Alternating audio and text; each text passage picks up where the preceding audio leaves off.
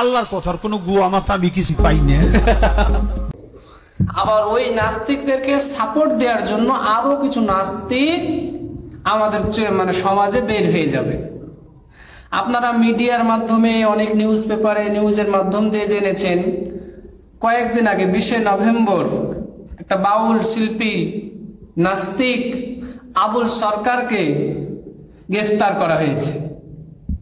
আপনার যদি ওই ভিডিও ক্লিপটা দেখে থাকেন আর আপনি যদি মুসলমান হয়ে থাকেন, মুসলমানিত্ব যদি আপনার ভিতরে থাকে, একটু ইমানের নূর একটু তেজ যদি থাকে, তাহলে আপনার অন্তরে এসে আঘাত করবে, হৃদপন্দে এসে আপনার আঘাত করবে। এত ভয়ঙ্কর আল্লাহ তাআলাকে নিয়ে কিছু বাজে মন্তব্য করেছে আবুল সরকার শিল্পী। মানিকগঞ্জ উপজেলার ঘিওর নামক এলাকায় গত 4 নভেম্বর খালা পাগলির একটি মেলা অনুষ্ঠিত হয়। ওই মেলায় আবুল সরকার বাউল শিল্পী আল্লাহ তাআলাকে নিয়ে বিভিন্ন কুরুচিপূর্ণ কথা তার যুক্তি এবং তার গানের মধ্যে তুলে ধরে। নাউজুবিল্লাহ, আমি আমার মুখ দিয়ে সেই কথাগুলি প্রকাশ করতে পারছি না। আপনারা ওটা একটু দেখবেন, আপনারা একটু যদি মিডিয়াটা ব্যবহার করে একটু যদি দেখে থাকেন তাহলে বিষয়টা বুঝবেন আবুল সরকার কিভাবে আল্লাহ তাআলাকে নিয়ে বিভিন্ন কটূক্তি করেছেন। তিনি বলেছেন সারমর্মটা এরকম, আল্লাহ তাআলা কোনো এক জায়গায় বললেন মা হুয়া আউয়ালু নূর, আল্লাহ তাআলা নূর সৃষ্টি করেছেন। আর এক জায়গায় বলছে আল্লাহ এক্স সৃষ্টি করেছেন। আর এক জায়গায় আল্লাহ রাব্বুল আলামিন বলছেন আমি আরো সৃষ্টি করেছি। তো উনি বুঝাতে চাচ্ছেন আল্লাহ এইভাবে এক জায়গায় একরকম কথা বললেন, তার মানে তার মুখে এক কথা, অন্য জায়গায় আর এক কথা। নাউজুবিল্লাহ, এরকম মন্তব্য, এরকম কটূক্তি তিনি করেছেন।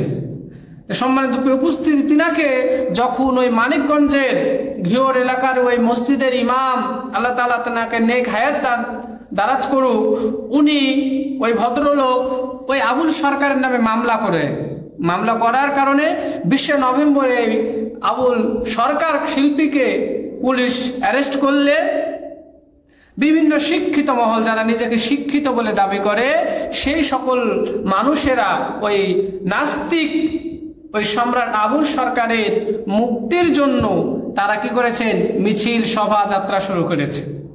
এমনকি আপনারা দেখবেন ঢাকা বিশ্ববিদ্যালয়ের এক হিন্দু শিক্ষার্থী, যিনি এই 2025 সালের ভিপি পদপ্রার্থী ছিলেন, মেঘমোল্লার বসু, তিনিও ওই আবুল সরকারের মুক্তির দাবিতে মিছিল সভা সমাবেশ করেছে। নাউজুবিল্লাহ। তা আমাদের দেশে কিছু নাস্তিক, কিছু বামপন্থী মানুষেরা আল্লাহ তাআলাকে নিয়ে কটূক্তি করে আমাদের মাঝে বিভ্রান্তি সৃষ্টি করতে যাচ্ছে। তাই সম্মানিত প্রিয় উপস্থিতি, আমি আপনাদেরকে বলতে চাই এই আবুল সরকারের মতো এই নাস্তিক আল্লাহ তাআলাকে নিয়ে যারা কটূক্তি করে, এরকম বাউলদের কাছে থেকে আমাদেরকে দূরে থাকতে হবে। এবং এই বাউলরা যে নাস্তিকতা করে দেশে অরাজকতা সৃষ্টি করতে চাচ্ছে, এই অরাজকতার মধ্যে আমাদেরকে কি করা যাবে না, পা দেওয়া যাবে না।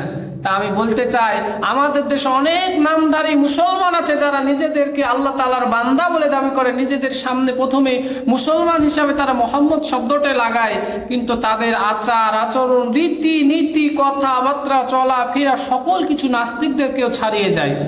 তাই সম্মানিত উপস্থিতি, আমি আপনি সবসময় আল্লাহ তাআলার কাছে দোয়া করব এরকম নাস্তিকতা মন মানসিকতা যেন আল্লাহ তাআলা আমাদেরকে না দেয়। কেননা ঈমান বড় দৌলত, বড় সম্পদ।